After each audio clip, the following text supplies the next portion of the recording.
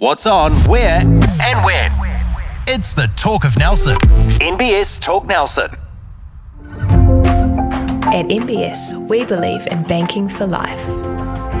For over 160 years, we've been a trusted banking provider for generations of locals like you. We know our clients personally and build long-term relationships with them, offering flexibility by giving our staff freedom to make quick decisions to put them first. Experience banking for life with NBS. The Mako Rugby Roundup. We're hugely privileged to be talking with a 70-test cap England international. So tell us, first of all, LaToya, where did you play your school and club rugby in New Zealand, and how did the English connection take place? Yeah, so I started, I didn't start playing until third form. What's that nowadays? Year nines? Yeah, I can never think of that. Up at Massey High School in Auckland. So I started playing there. And then what you're not allowed to do now, at the age of 15, I also started playing club rugby for Massey Rugby Club. And then, yeah, got into North Harbour Secondary School's North Harbour FPC, and I kind of looked at myself and went, oh, actually, this is going all right. So finished my school at Massey High School and then went to Auckland University of Technology and studied there and started playing for Auckland Marist and alongside the Auckland FPC squad as well. And then it was, I couldn't even tell you the year, it was that long ago. I want to say 2007-ish. Four of us girls from Auckland Storm got asked to go over and play for a club team up in the north of England. So it was myself, former Black Ferns captain Fiarol Farmaselli, another former Black Fern Vanya Wolfgram, and another one Renee Wycliffe. So we all went over there, just thought nothing of it, go over, play, get paid a little bit. Back then being paid to play for women's game wasn't amazing. And then while I was over there, England found out somehow, don't even know, that, well, all my grandparents are British. So I qualified for all my grandparents to play for England. So carried on with our contract thing that we were doing. They asked me to trial for England. So I had a good conversation with obviously the girls over there being Black Ferns that I was with. And they're like, go for it. You got nothing to lose. Oh. So I thought, right, then let's do it. So I did a trial and then I went to them, look, I've got to go home. The contract's up. So I came back home and then literally got a phone call 3 weeks later going, we want you to come play for England. So sat down with my two sisters and went, what do you think? They were like, give it a go. I was like, right, okay, I'll go for 2 years. We'll just see how it goes. And the rest is history. Yeah. So tell us about that thought process, because in the back of your mind, you would have been thinking about playing for New Zealand or Black Ferns. But was there at the time with the Black Ferns squad just not the opportunity at the time? Or was it just the fact that England had put the effort in? Yeah, obviously, you grow up playing rugby and you want to wear the black jersey and that's just how it is. And at that time, yeah, it was there. But, you had young Kendra coming through and stuff like that. So, I got given an opportunity and I thought, why not? England showed me what they wanted to do with their rugby. And I just went, yeah, okay, let's, go do something different. Well, you're there, aren't you? You're having an OE, you're playing for Wasps. Yeah, because when I first arrived over there, I was playing for Wasps. So, yeah, I just, and I wanted to be a role model for my sisters and show them, if you put your mind to something, you can do it. So, yeah, that's so I just went with it and had to prove my sisters that I could do it. Yeah, that pressure was on. Yeah, literally. And you did, to the tune of 70 test caps. So do you pinch yourself that you had such a stellar ride with the England team? Oh, yeah, of course. Like I said, I was only originally going to go over for 2 years. I was going to play the 2010 World Cup if I made it and then come home. And made it, played it. We lost in the final. And then I, again, spoke to my sisters, what do you think?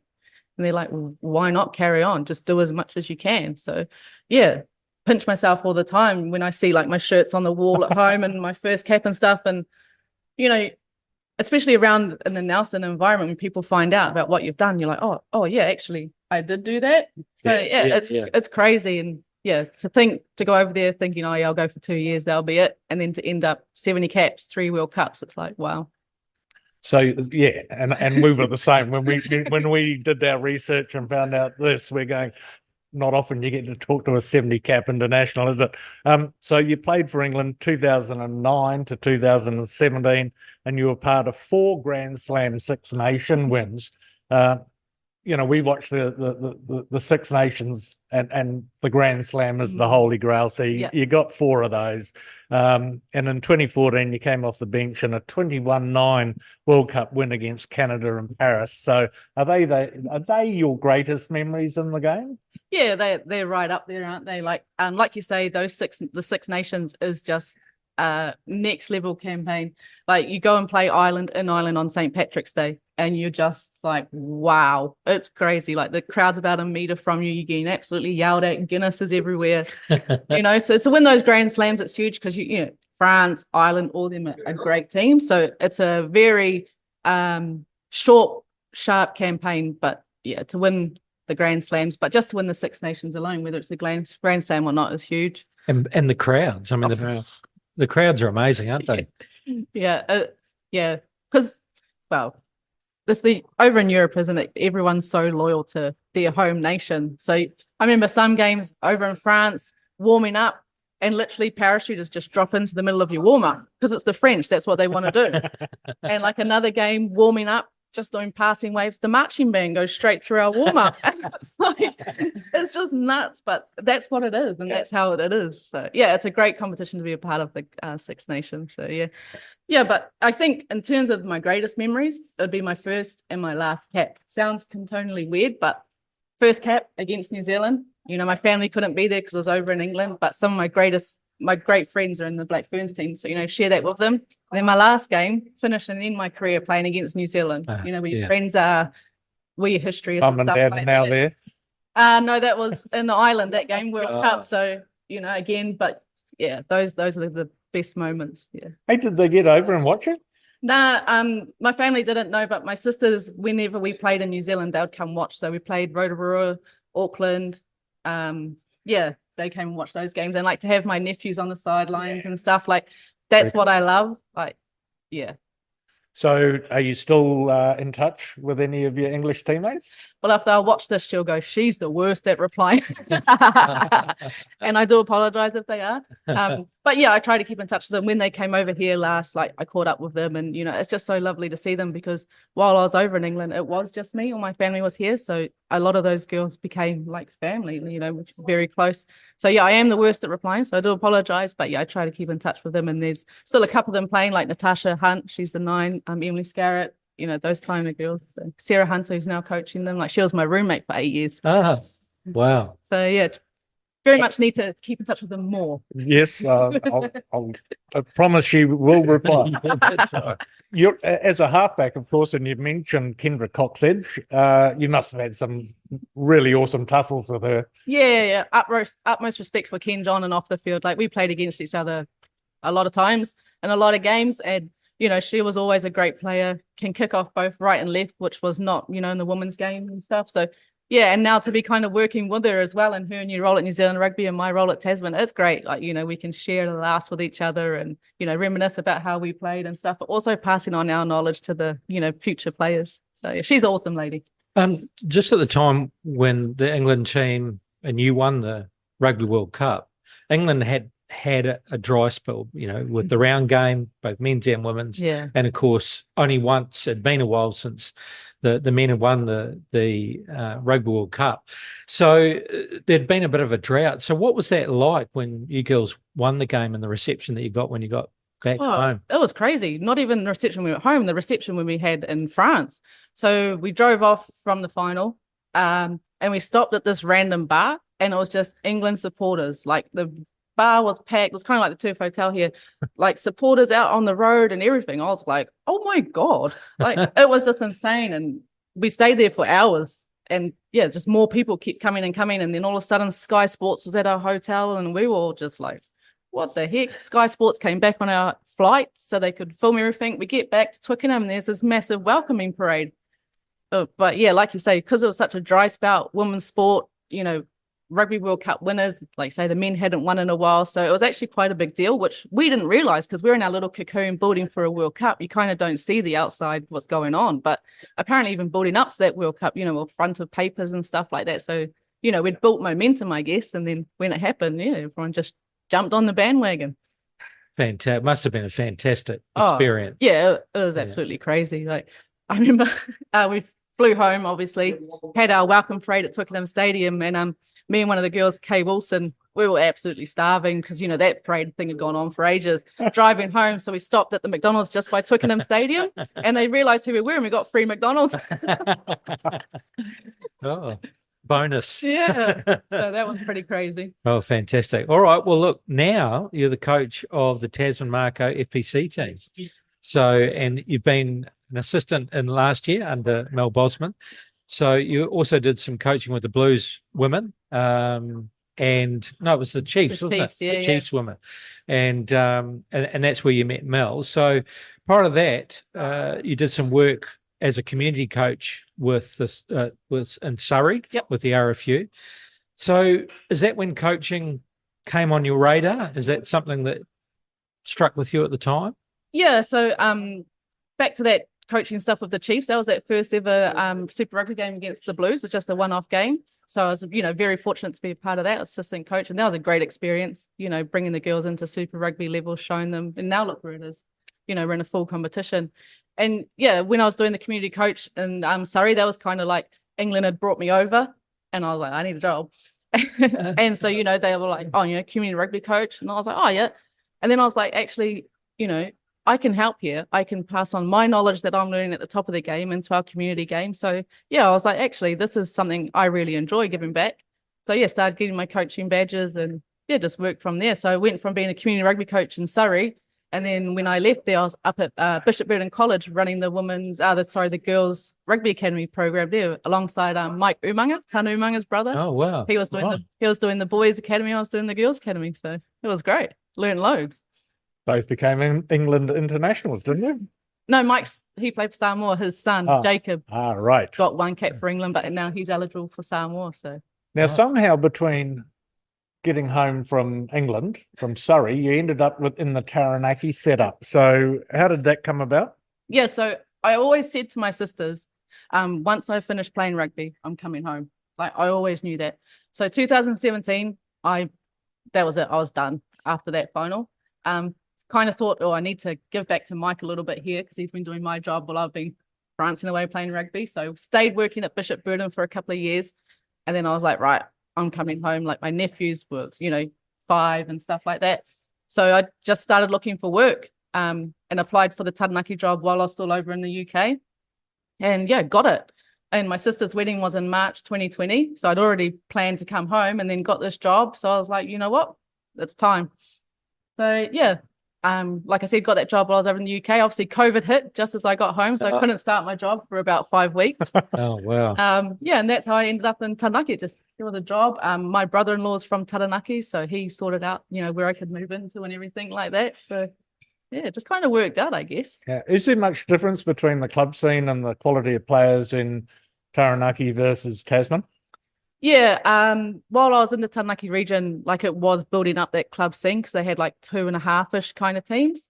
So I was getting more players involved. The biggest difference I've found is the ladies here in Tasman want to play, they want to learn, and they enjoy the game. Whereas in Taranaki, it's very much, I can't be bothered, just want to rock up when I want to kind of thing. So it's very much a different culture and a different perspective of women's rugby in both provincial unions.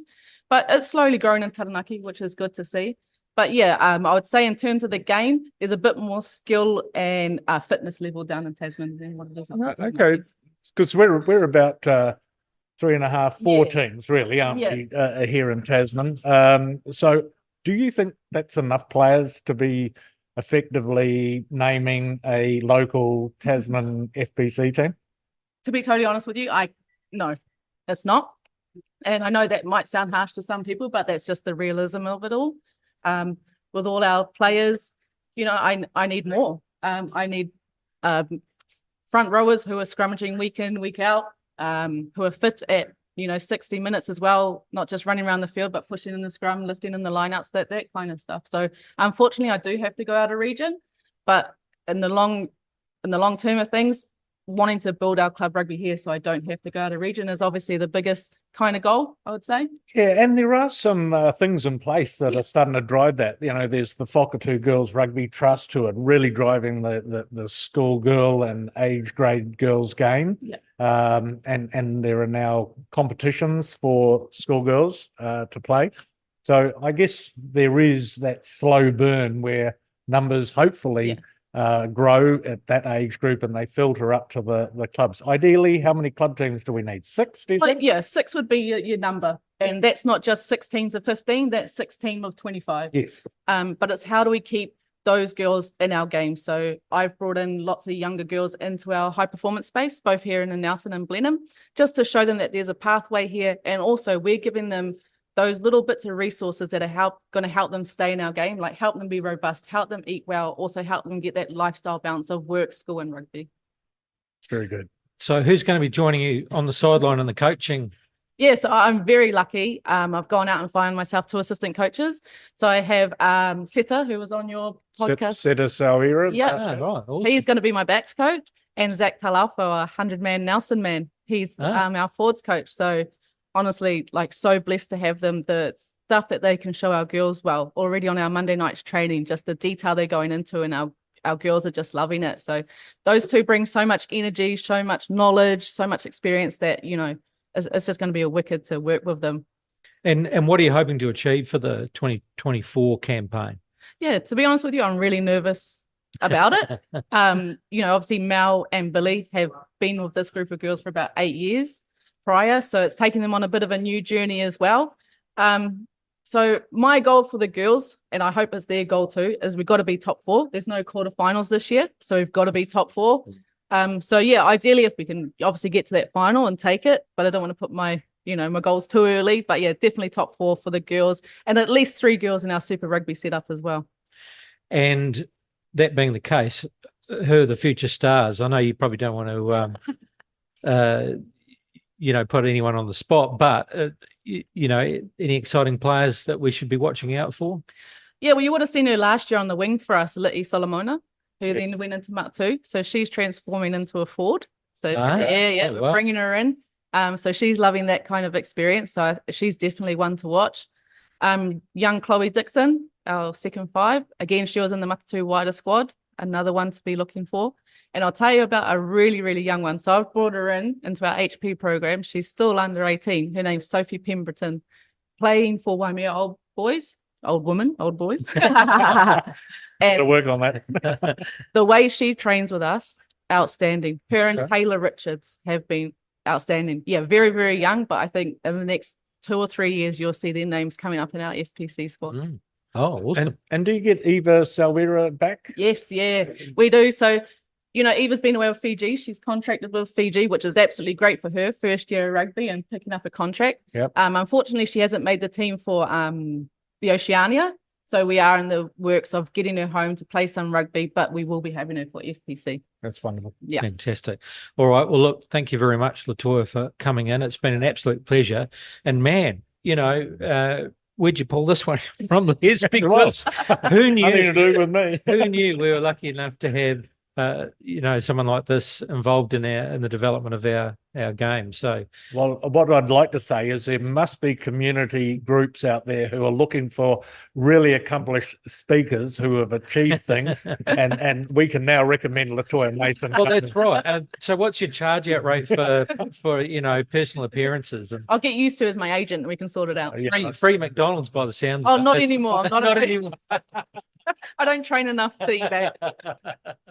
But fantastic story. What a story. And 70 caps for England, and what a great team to be part of. But even better, we've got you here, working with our girls to take them to that next level. So great to have you in. Great to hear your story, and good luck for the season. Thank you. I appreciate it. I'd love to have you back at some point to see how it's all going. Yeah, fantastic. Thank you, Les. Yeah, you're welcome.